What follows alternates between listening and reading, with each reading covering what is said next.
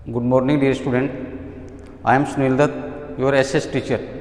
प्रिय विद्यार्थियों, जैसा कि आपको पता है कि हमने अपना सेकंड चैप्टर शुरू किया हुआ है जिसका नाम है संघवाद। इसके अंदर आपको एकात्मक व्यवस्था और संघात्मक व्यवस्था के बारे में बताया गया था कि एकात्मक व्यवस्था का मतलब होता है कि जहाँ सारी शक्तियाँ एक ही व्यक्ति के हाथ में होती हैं उसको बोलते हैं एकात्मक व्यवस्था, और जहाँ शक्तियाँ दो स्तर यानी दो सरकारों के बीच में बटी हुई होती हैं उसको बोलते हैं संघात्मक व्यवस्था।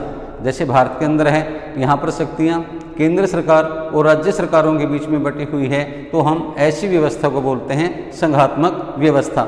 आज का जो हमारा टॉपिक है वो है कि भारत की संघात्मक व्यवस्था में न्यायपालिका की क्या भूमिका है।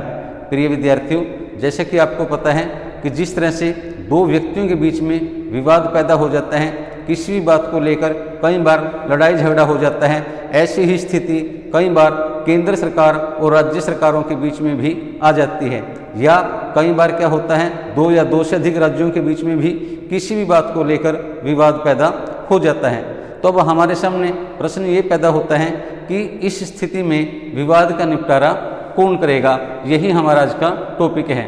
जैसे यहाँ बताया गया है कि भारत और संयुक्त राज्य अमेरिका जैसे संघीय देशों में केंद्रीय सरकार और राज्य सरकारों में अथवा दो या दो से अधिक राज्य सरकारों के बीच टकराव की स्थिति आ जाती है।